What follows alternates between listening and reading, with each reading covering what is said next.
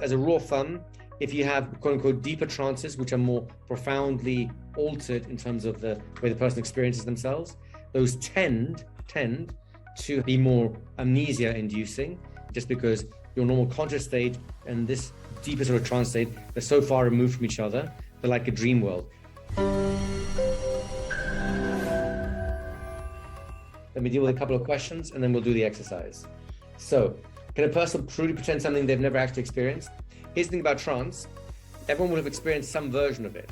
They may not know they've experienced trance. That'll be our job, is to guide them into the right version of trance. But as long as they have a version of it, we'll talk about the law of successive approximations in due course. We can start shaping that trance more and more to the kind of trance that they need to have. So as long as they can have a little bit of the experience, we can then shape it into something much more profound over time. And that's one of our skill set that we'll be developing here. Question about the learning. What if nothing specific was suggested and nothing comes up? Is the learning then implied or unconscious? Look, the whole point here is we're suggesting learnings specifically so that there's an expectation of learnings.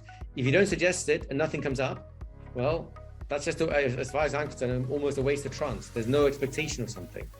The key that we're trying to do here with suggestions are about creating expectations so the unconscious mind starts fulfilling on those expectations. Hence, I strongly recommend, whether it's with simple language or more complex language, suggest that they're learning something and that their capacity to learn is improving because they're learning to go into deeper and deeper trance states. And by the way, I, for one, absolutely believe there's a correlation between being able to go into trances more effortlessly and learning, right? And learning really easily. I know for a fact when I was doing my law school when I was at university, I used to go into this altered state, this little mini trance, where my hand would be writing almost automatically. I kind of knew I was writing, but I kind of didn't. My ears were just listening to the lecture. My mind was somewhere else, just kind of observing, my ears listening and my hand writing. And I'd had all kinds of interesting ideas or things come to me because I wasn't, here's the key, straining to understand. It is the strain that introduces the law of reverse effect and essentially blocks the learning process. So just being able to go with it, let go like this, that alone will significantly enhance the learning process, right? So with a happy thought, hopefully that answers your question there, GW. Nikolai, is it normal to remember what is said during some trances but have complete amnesia about what is said in other trances? Is it a difference of how deep the trance is? It is absolutely normal, and depth of trance has little to do with it. With some types of trance, yes, the more you alter someone's state, the less likely they'll remember it until they're back in the same state again. But you can have someone in relatively light trances and still have amnesia.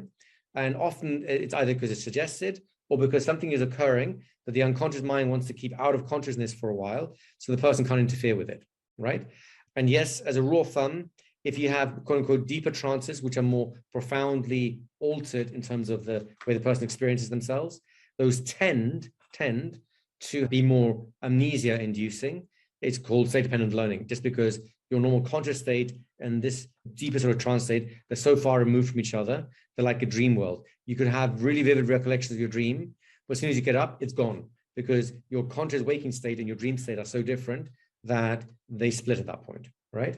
Okay, so with that happy note, let's get back into our partners, and you're going to see how quickly you can induce a trance. Remember, number one, set the scene. Are you ready to go into a deep trance now? That's the context so that this will work. Number two, stabilize their attention. I like to get them to look at me directly. And number three, sleep now. Your entire trance induction will be less than 10 seconds.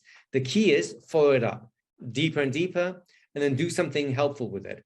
Say something about them learning and growing, etc. Make it something nice, something pleasant, something enjoyable.